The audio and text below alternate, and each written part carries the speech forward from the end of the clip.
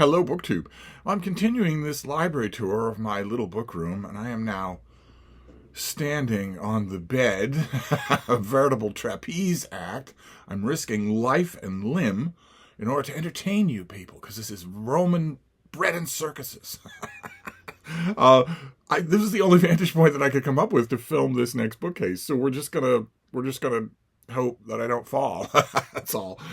So let's start with this, the ever-loving blue-eyed Pogo. This is Walt Kelly's great creation of an innocent, naive possum, the Okefenokee Swamp. This is political commentary. This was one of the great newspaper cartoon strips of all time.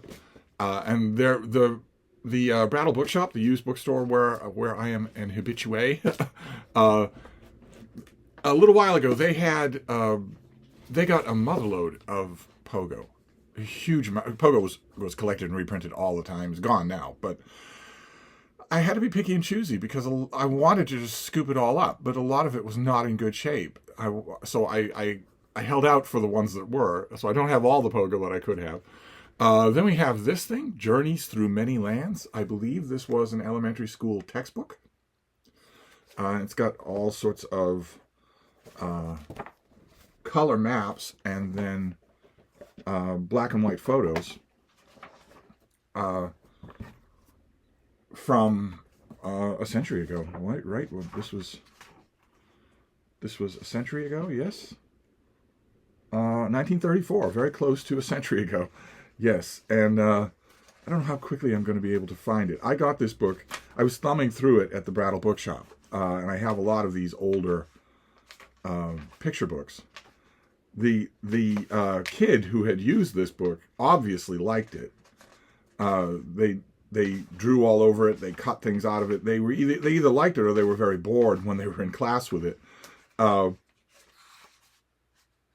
And this person, whoever she was, she occasionally annotated things. Like there's a picture of elephants. This is my pet. It's just drawn on the elephant. But the one that won me over is this. The person saw a picture of a hippo and said, "This is me." That's when I fell in love with the previous owner, who's probably long dead, and decided to get the book. Then we have the Animal book. This is a Saturday Evening Post. This is a collection of theirs along a theme, so it's tons and tons of animal artwork from the Saturday Evening Post, back when that was a huge deal, but also lots and lots of stories as well. Okay, we have this thing, Owls of the World. Big illustrated book of Owls of the World, one of many that I have here. We have this reprint of Golden Legacy, all about the little golden books. This is a story of, there they all are, a lot of them anyway. This is a story of these little golden books, how the line came about, who produced them, who made them, and what they thought of what they were doing. Utterly fascinating behind-the-scenes look that I managed to convince an editor to let me review the book, and it was a joy to do. We have a larger thing. This is the best of Yankee magazine. Pretty sure that Yankee magazine still exists and still prints, but like every other magazine, it has a tenth of its former circulation. So it used to be a bigger deal, and this is all stories and pictures of excerpts, great moments from Yankee magazine. We have The Plot by Will Eisner. Will Eisner, there he is at his drawing board. Will Eisner is famous for The Spirit, noir, comic book, tough guy, pulp character called The Spirit. But he did lots of other things. He did actual graphic novels. This is not a collected series from a comic book. This is not anything like that. This is an actual illustrated novel about the Protocols of the Elders of Zion. It's one of his most effective books. And I saw it at the Brattle Bookshop. I don't have any other of these standalone Will Eisners. For a while, a publicist was sending me all of them, and I just didn't keep them. Okay, then we have, this is Michael Bird and the great N.T. Wright. This is the New Testament and Its World. Sorry about the wrinkly cover there, but this cover, the dust jacket originally, was one of those things that had a cut hole in it. And you can see it already started to rip. The New Testament and Its World is printed on the hardcover of the book, but The rest of this was paper with a cut window through it. I don't know why publishers do that. It's a recipe for destruction, especially the way I handle books. You can't put the book on and off a shelf without tearing that, and that's exactly what happened. This is an overview of first century Judea, first century Palestine, first century Rome. It's got a lot of information in it, lots and lots of visuals. It's skewed. It's very much skewed. The whole book, 1,000 pages, is skewed under the assumption that not only are the New Testament documents and the epistles eyewitness accounts, but that they recount the truth. So in a way, it's like a Harry Turtledove style alternate history of the first century in the whole Mediterranean basin, because it's a first century history of that area in which a god was born and worked miracles, which never happened. So it's weird. It's weird to put this alongside, for instance, what I would have to call a secular history of the New Testament and its world. And T. Wright would not like me using that adjective because of what it implies about his own book, but there's no denying what's in the thing. It accepts the Gospels as truth, historical truth. Okay, then we have Philip Gibbs. When did this come out? It's a hair-raising book, 1934. Yeah, this is it doesn't have a dust jacket, so let me get you the front page. This is his book, European Journey, where he goes through all of Europe in 1933, 34. He provides a lot of drawings of what he sees, lots and lots of colorful anecdotes. It's a wonderful book, but the only thing you're going to remember about it is him going to 1933 Germany. That's inadvertent. I mean, he didn't know for sure. Nobody knew for sure.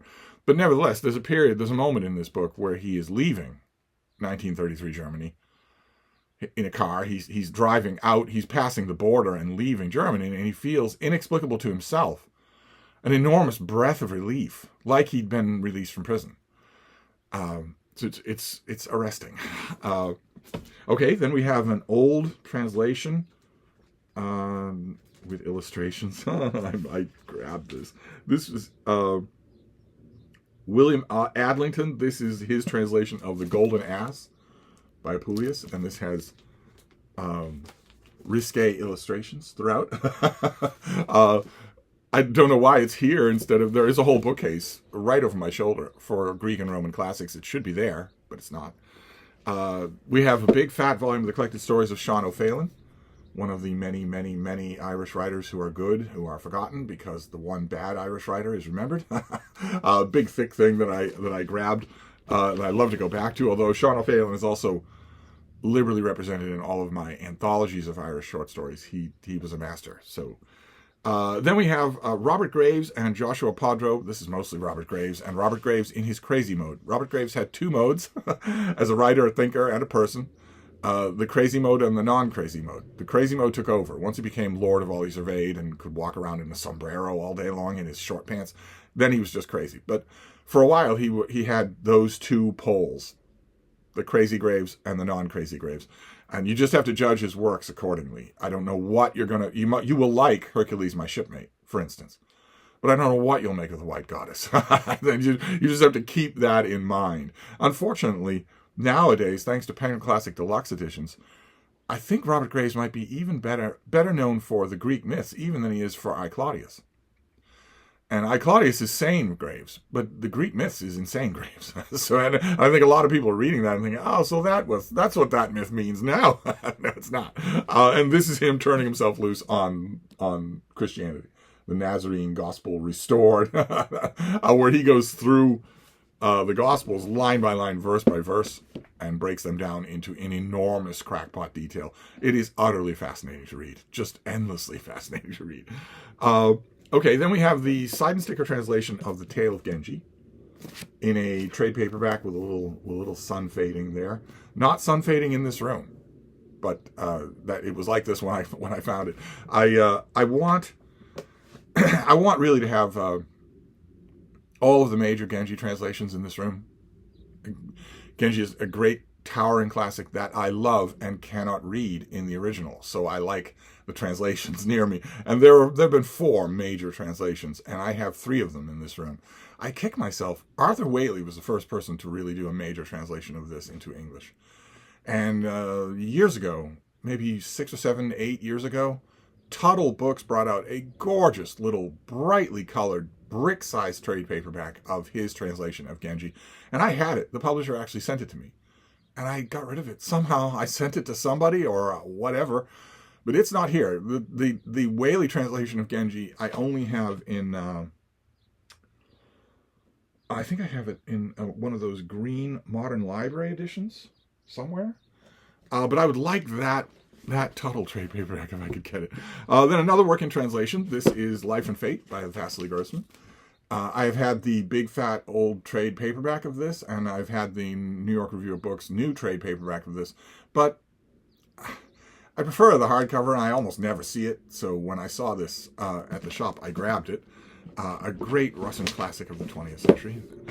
Then we have another great classic. This is The Brothers Karamazov by Dostoevsky. This is the Michael Katz translation with a blurb from Sam Sachs of the Wall Street Journal on the back, and a blurb from yours truly inside.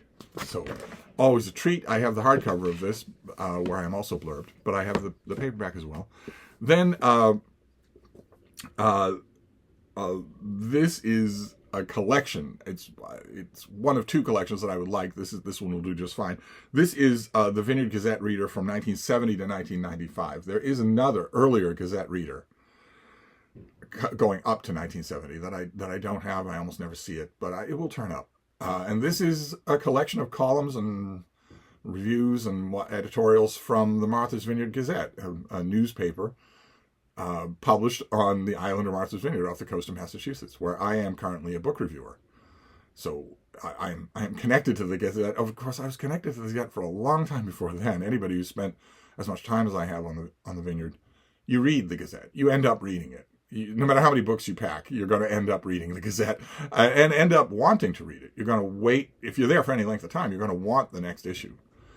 So I'm glad to have it. All the Vineyard stuff should be together.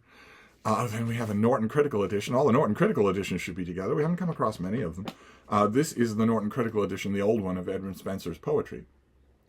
With the Norton Critical Editions, you get the poems, the text up front, and then you get a bunch of critical essays, including historical essays. So it's not just what critics are saying now in the new school. It's what they said 400 years ago. They're wonderful. They're wonderful volumes to have. All right, okay, well, back to the Vineyard Gazette. This is Washed Ashore by Bill Evell. He is the managing editor of the Vineyard Gazette right now, and this is his account, his autobiography of coming to the Vineyard and learning its ways and living there. And it's wonderful. Absolutely wonderful.